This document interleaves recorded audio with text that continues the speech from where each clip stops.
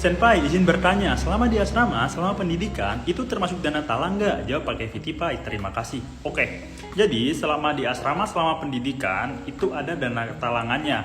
Tapi yang perlu lu ketahui adalah dana talangannya itu khusus untuk lu pendidikan. Jadi kegiatan yang berkaitan dengan pendidikan, bahasa Jepang lu, itu ditanggung sama PT JAIC. Nah, di PT JAIC itu dana talangannya nggak full teman-teman. Untuk kebutuhan pribadi kayak makan, transportasi, medical check up pertama itu harus teman-teman tanggung sendiri. Di pelatihan dasar pertama itu kan gue di Surabaya, gue habisnya 3 juta itu pada tahun 2019.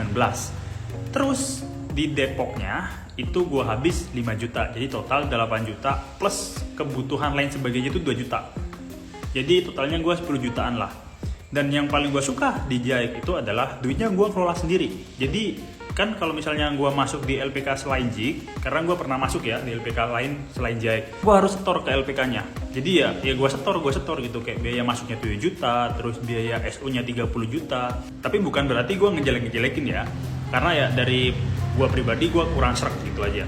Nah kalau di JAIC ini, itu duitnya gue pegang sendiri, gue kelola sendiri. Jadi yang tadinya uang 10 juta itu gue pegang, kayak oh bulan ini kita harus bayar asrama berapa, 100 ribu, ya udah kita bayar 100 ribu. Terus oh untuk makan mingguan itu disepakati bersama 200 ribu per minggu, nah itu gue bayar 200 per minggu. Terus ya masak bareng-bareng.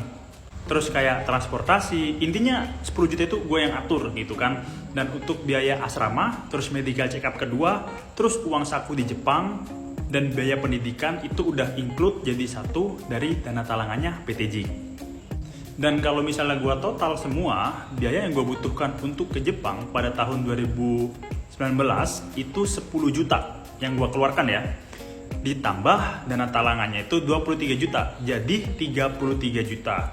Terus karena pinjem kan ya, ada bunganya itu sekitar 5-6%. Jadinya 24 sekian lah, digenapin jadi 25 juta. Ya total 35 juta.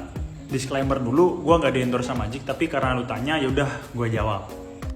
Dan kalau misalnya kita ngomong tentang JAIC itu, bisa dibilang JAIC adalah lembaga swasta yang bisa ngasih harga murah untuk magang ke Jepang. Gue garis bawahi lagi untuk magang ke Jepang, karena pada tahun itu biaya untuk magang ke Jepang SU-nya itu sekitar 25-30 juta. Tapi JAIC berani ngasih harga 23 juta. Nah, kenapa JAIC bisa ngasih harga yang murah? Ya kalau misalnya gue lihat lagi, JAIC itu udah PT, jadi lembaganya besar, orangnya juga banyak, makanya mereka bisa kasih harga yang murah.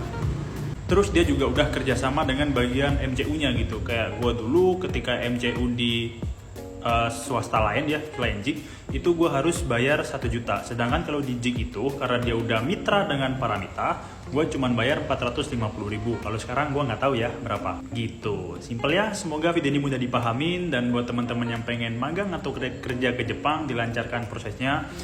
Terus kalau misalnya ada yang mau ditanyakan, bisa ngobrol di kolom komentar. Jamete kurete arigatou. Mata nih.